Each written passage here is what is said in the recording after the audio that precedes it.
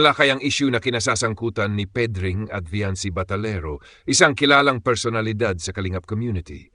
Naging mainit ang usapan matapos kumalat ang mga mapanirang salita ni Pedring laban kay Viancy na siyang dahilan kung bakit umalma ang EDC supporters at ilang reactors.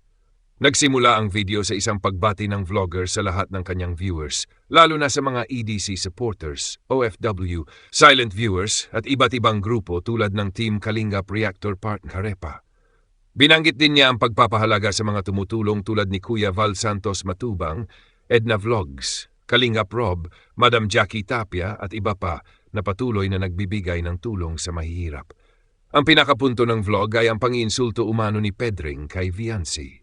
Ayon sa clips na ipinalabas, nilait ni Pedring ang pisikal na anyo ni Viancy lalo na sa kanyang mga ngipin. Tinawag pa itong songki at idiniin na puro bulok daw ang ipin bago ipaayos ng Kalingap. Maging ang kalinisan ni Viancy ay pinagdudahan at tinawag pa itong galisin na lubhang ikinasama ng loob ng mga taga-suporta ni Viancy. Maring binigyang din ng vlogger na ang mga pahayag ni Pedring ay maaring umabot sa kasong paninirang puri na malinaw namang ipinagbabawal sa ilalim ng batas.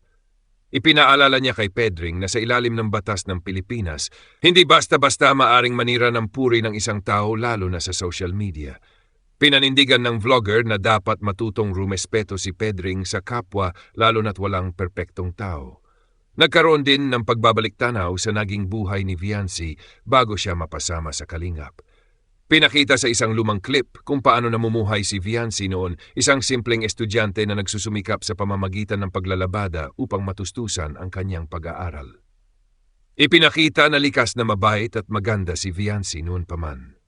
Sa kabila ng mga issue, ipinakita sa vlog ang mga masasayang TikTok videos ni Viancy na nagsisilbing pampagaan ng loob sa gitna ng kontrobersya. Lalo na ang mga eksena kasama si Kalingap Edu na nagpapakita ng kanilang matibay na samahan at pagmamahalan sa kabila ng mga paninira sa social media. Nagtapos ang vlog sa pagbibigay mensahe ng pag-iingat sa lahat ng viewers, lalo na sa mga OFW at mga kababayan sa Luzon, Visayas at Mindanao. Nagpaalala rin na mananatiling matatag ang tambalan ni Viancy at EDC at siniguradong may kalalagyan si Pedring sa batas sa oras na ipagpatuloy nito ang paninira sa social media.